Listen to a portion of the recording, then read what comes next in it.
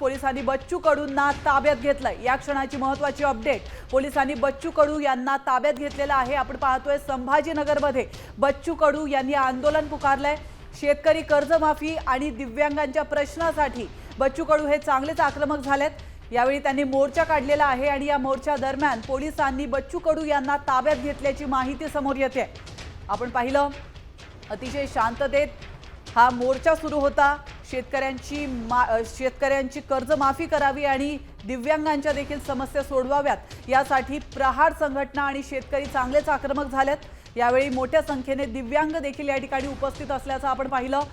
मात्र काही वेळापूर्वीच पोलिसांनी बच्चू कडू यांना या मोर्चातून ताब्यात घेतल्याची माहिती समोर येते।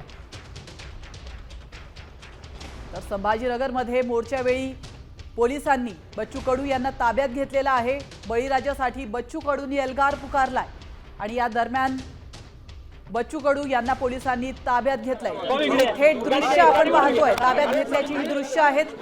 तर बच्चू कडू या ठिकाणी पाहायला मिळत आहेत। बच्चू कडू यांनी सरकार विरोधात एल्गार पुकारला होता। काही दिवसांपूर्वी त्यांनी उपोषण देखील केलं होतं, मात्र त्यांच्या उपोषणाची दखल सरकारनं हवी तशी घेतली नव्हती आणि पुन्हा एकदा त्यांनी आता एल्गार पुकारला होता। याविषयी अधिक माहिती देत आहेत आपले प्रतिनिधी माधव सावरगावे।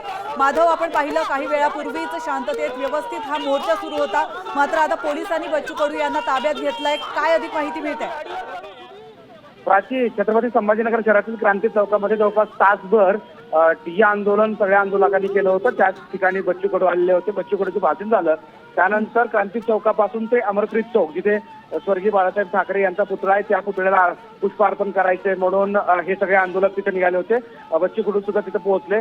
त्या ठिकाणी आंदोलनाचा समारोप सुरू असताना आंदोलनाचा समारोप झालाच होता, मात्र पोलिसांनी असं सांगितलं होतं की आता तुम्हाला अटक केली जाईल, कारण तुम्ही आंदोलन लवकर थांबवा। त्याच दरम्यान सगळे आंदोलक गाडीच्या समोर आले आणि त्यामुळे आणखी ते आंदोलन थांबण्याच्या ऐवजी ते आंदोलन सुरू झालेलं आहे। सध्या बच्चू कडू यांना पोलिसांनी ताब्यात घेतलं, त्याचबरोबर त्यांचे आंदोलक सुद्धा सोबत आहेत।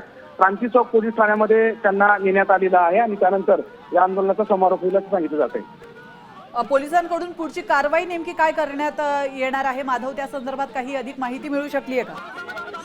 प्राची, आज सकाळी 11 ते 12च्या सुमारास आंदोलनाला परवानगी दिली होती, मात्र बच्चू कडू हे उशिरा आलेले होते आणि बराच वेळ छत्रपती संभाजीनगर शहरातला हा मुख्य रस्ता आहे।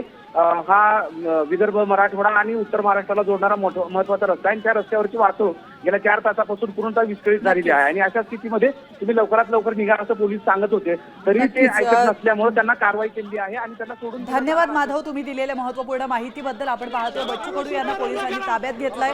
वेळेत तुम्ही हा मोर्चा संपवा असे आदेश, अशा सूचना आधीच पोलिसांनी दिल्या होत्या आणि त्या पार्श्वभूमीवर बच्चू कडू यांना ताब्यात घेण्यात आलं।